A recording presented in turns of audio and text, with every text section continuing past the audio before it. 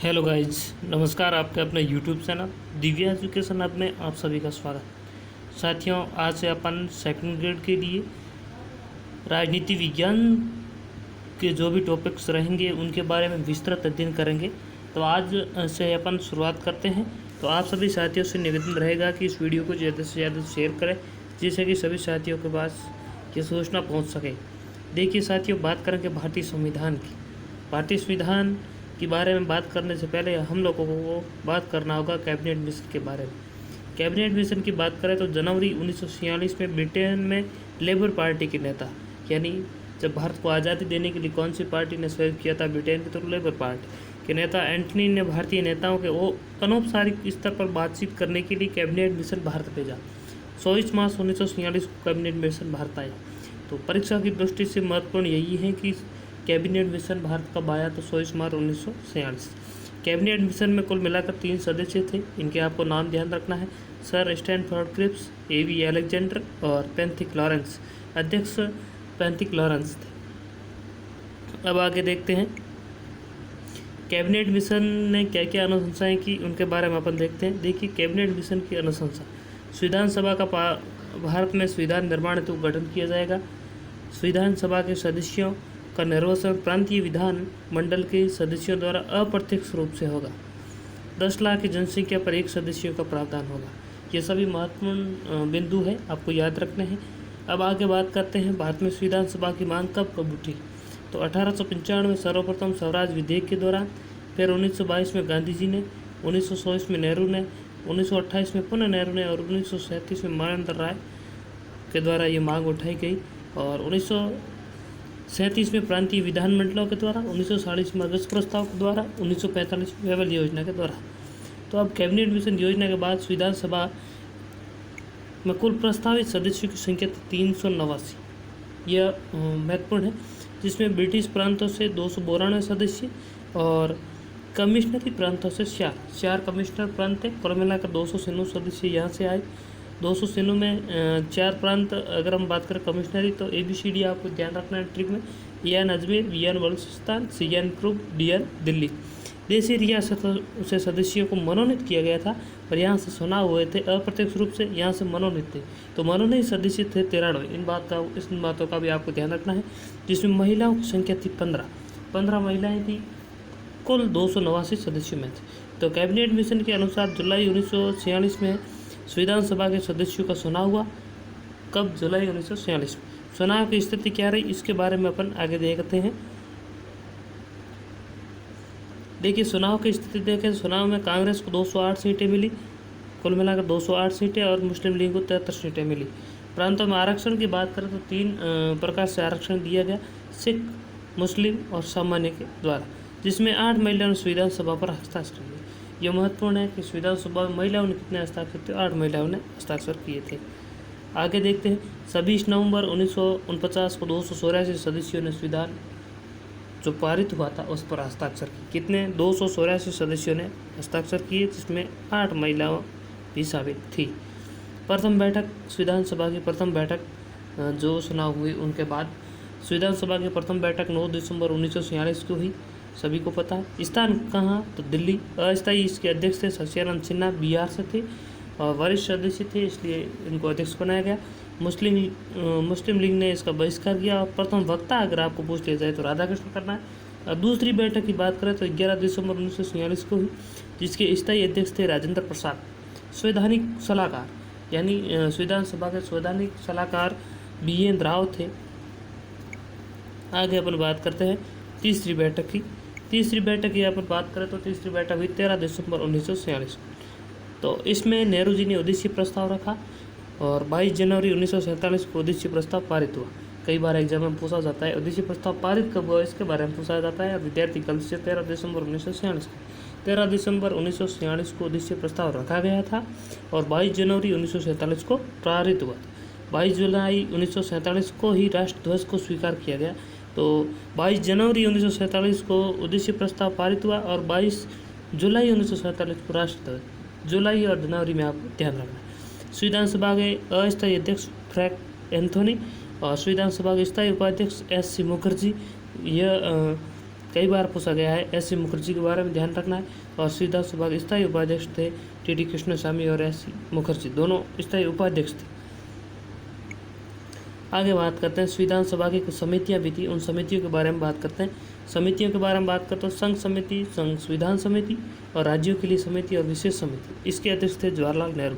अल्पसंख्यक, मूल अधिकार, प्रांतीय समिति और परामर्श समिति, इसके अध्यक्ष थे पटेल। और प्रक्रिया और नियम समिति और संचालन समिति के अध्यक्ष थे राजेंद्र प्रसाद। कार्यकारी समिति और कार्य संचालन, कार्यकारी और कार्य संचालन के मुंशी के। झंडा समिति जैविक कृपलानी और राष्ट्र ध्वज समिति राजेंद्र प्रसाद, डॉक्टर राजेंद्र प्रसाद। अब बात करते हैं प्रारूप समिति के बारे में। प्रारूप समिति के बारे में अपन बात करें तो प्रारूप समिति में मुख्यतः इसमें आपको ध्यान रखना है, एक तो स्थापना 29 अगस्त 1947। अध्यक्ष थे भीमराव अम्बेडकर। कुल सदस्य थे 7, ध्यान रखना है 7 सदस्य थे। कौन कौन थे? अल्लादी कृष्णस्वामी अयंकर, के.एम. मुंशी, मोहम्मद सादुल्ला, 3 ये हो गए। 4 नंबर भीमराव अम्बेडकर। 5 B.L. भिल्लर की मृत्यु हो गई, उसकी जगह है माधवराव। और 6 नंबर B.B. खेतान, 7 नंबर गोपाल स्वामी अयंकर। तो 2 नए सदस्य इसमें ऐड किए गए, B.B. खेतान की जगह T.T. कृष्णमाचारी और B.L. भिल्लर की जगह माधवराव। भारतीय संविधान 26 नवंबर 1949 को अंगीकृत, अधिनियमित, आत्मर्पित, ये तीनों शब्द आपको ध्यान रखना है। संविधान ग्रहण की तिथि है, इस दिन हमने संविधान ग्रहण किया 26 नवंबर 1949। लागू नहीं, ग्रहण कर सकते हैं। तो अंगीकृत, अधिनियमित और आत्मर्पित शब्द को ध्यान रखना है। संविधान सभा में कुल 12 बैठकें हुई थी, इस बात का भी ध्यान रखना है। अंतिम बैठक 24 जनवरी 1950 का हुई और इस दिन राष्ट्रगीत और राष्ट्रगान स्वीकार किया गया और राष्ट्रपति पद भी स्वीकार किया गया और राजेंद्र प्रसाद को राष्ट्रपति बनाया गया। आगे बात करें अपन तो संविधान सभा के अंतरिम सदन के दौरान इसके अध्यक्षता वी.वी. मावलकर के द्वारा, जी.वी. मावलकर के द्वारा की जाती थी। कुल बैठ के अगर हम बात करें तो 166 बैठक हुई। कुल खर्चा आया था 64 लाख। और कुल समय अगर बात करें 2 वर्ष 11 माह 18 दिन का समय लगा। महत्वपूर्ण बिंदु की अगर हम बात करें तो प्रारूप समिति में मूलतः कांग्रेस के सदस्य कौन थे? तो के.एम. मुंशी। महत्वपूर्ण कथन यानी संविधान के बारे में किसने क्या कथन कहे, इनके बारे में भी बात कर लेते हैं। देखिए, विस्काउट ने कहा कि ये एक हिंदू निकाय है। सर्चिल ने कहा था हिंदुओं का संगठन है।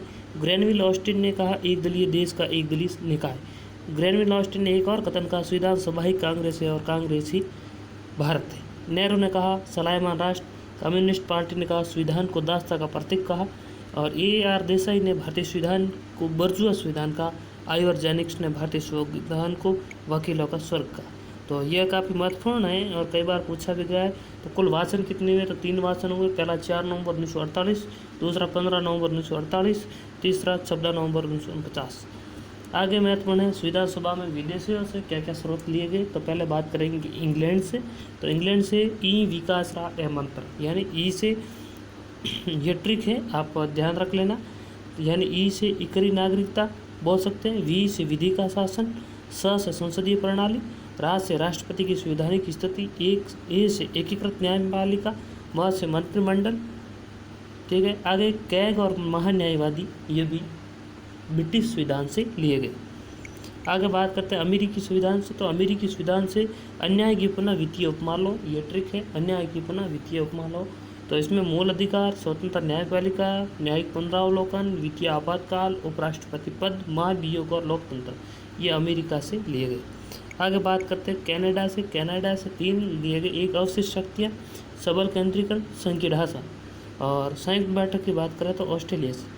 फ्रांस से लिए गए समानता, स्वतंत्रता और बंधुत्व। एक आपको ध्यान रखना है, स्पीकर, प्रोटेम स्पीकर होता है ना, जो सदस्यों की नियुक्ति करता है प्रथम बैठक में, वो कहाँ से लिए गया? इसका उत्तर आपको कमेंट बॉक्स में कमेंट करके बताना है। प्रोटेम स्पीकर पद कहाँ से लिए गया। आगे बात करते हैं रूस के संविधान से क्या क्या लिया गया। तो रूस के संविधान से बात करें सामाजिक, आर्थिक और राजनीतिक न्याय। आयरलैंड से राज्य सभा का मनोनयन, नीति निर्देशक तत्व और राज्यपाल पद आयरलैंड से लिया गया। आगे बात करते हैं जर्मनी से। जर्मनी से तो एक तो आपातकाल, एक संविधान संशोधन दक्षिण अफ्रीका से लिया गया। समवर्ती सूची ऑस्ट्रेलिया से ली गई। गणतंत्र फ्रांस से, कर्तव्य रूस से। तो मूल अधिकार में क्या है और वर्तमान में क्या क्या कौन कौन से अब है उनके बारे में भी एक बार देख लेते हैं। देखिए, मूल अधिकार में कुल 395 अनुच्छेद, 8 अनुसूचियाँ, भाग 22 थी। मूल कर्तव्य कोई नहीं था, मूल अधिकार 7 थे और भाषा शब्द थी। वर्तमान में अनुच्छेद 395 ही है, अनुसूची 12 है, भाग अभी भी 22 है, कर्तव्य 11 है, मूल अधिकार 6 है और भाषा 22 है। आगे देखते हैं भारतीय संविधान की विशेषताएं के भी ऊपर कभी कभार क्वेश्चन पूछ लिया जाता है, जैसे एकात्मक संविधान की विशेषताएं और संज्ञानात्मक संविधान की विशेषताएं।